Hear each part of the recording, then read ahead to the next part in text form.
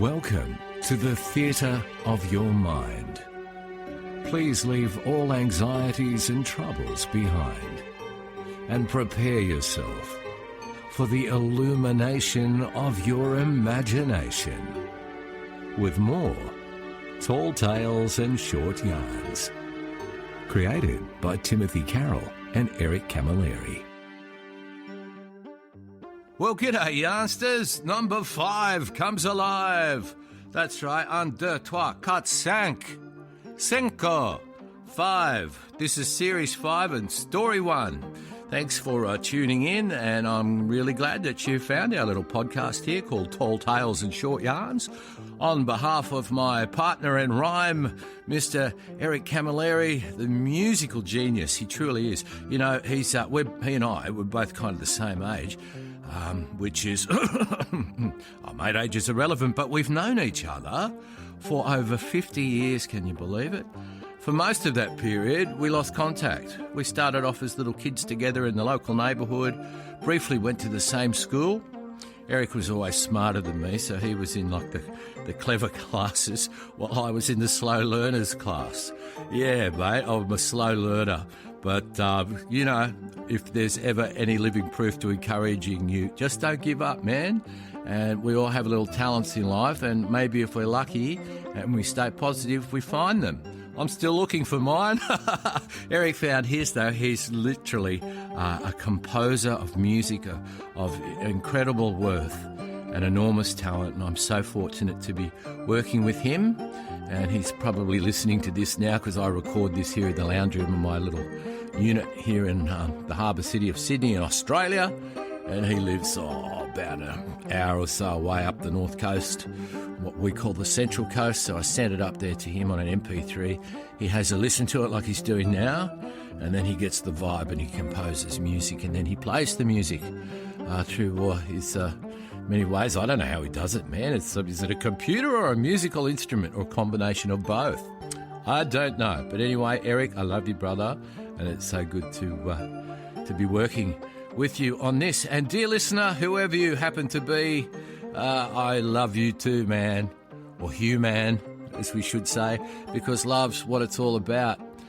Love for each other, love for life, love for our great opportunities, love for our freedoms, and love for the encouragement of others to be the same. And that's how we make a better world. Anyway, blah, blah, blah. It's story time. So sit back and relax and enjoy this one. It's called Keith Gets the Sack. Big Keithy McLeod held a frozen packet of peas in each of his big meaty hands. He held them up to his head with a frozen pack of peas pushed firmly against each temple. Now, Keith didn't have a headache or any real pain of any sort. He just really liked the feeling of the freezing cold. Yeah, Big Keithy McLeod knew exactly what he liked and what he didn't like. As a matter of fact, he really didn't like his next-door neighbours. For the past 5 years that Keith had lived in his newly renovated 3-bedroom little fibro house at Quakers Hill in the Sydney outer western suburbs, he'd been as happy as a little pig in shit. Happier, in fact. The quiet little street that Keith called home had been a happy place to live.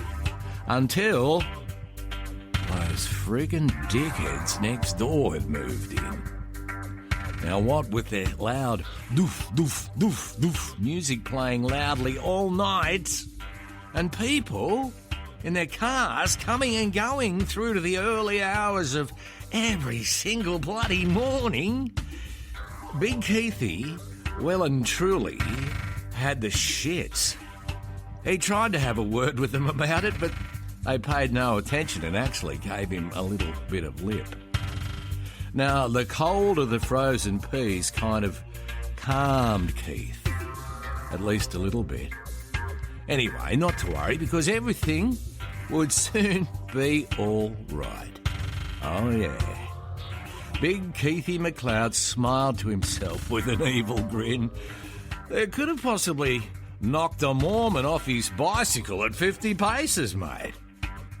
Yeah, you see, earlier that afternoon, Keith's old boyhood mate from his old childhood hometown of Glen Innes, a bloke by the name of Frank Spiteri, had driven down to the Big Smoke in his four-wheel drive with a Hessian sack in the back, marked special delivery. After they'd greeted each other warmly, patted each other on the back and embraced, and had a cup of tea together with a couple of Sayo biscuits with cheese and tomato on them, Keith and his good mate Frank carefully took the large sack that had been tied at the top with a bit of rope out of the back of Frank's car.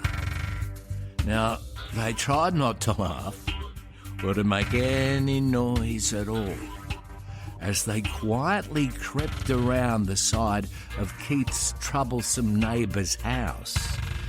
For you see, 3 days earlier, Big Keithy had done his own little reconnaissance mission of sorts and had also taken the opportunity to break the dickhead's laundry window. You see, that was the carefully selected entry point for what Keith and Frank emptied out of the old Hessian sack.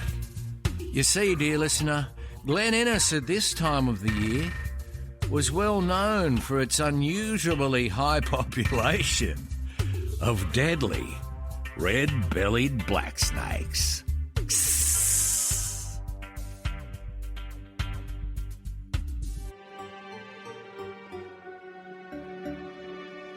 The curtain now must fall upon the theatre of your mind. But until we meet again, just promise to be kind. Thanks for listening to Tall Tales and Short Yarns.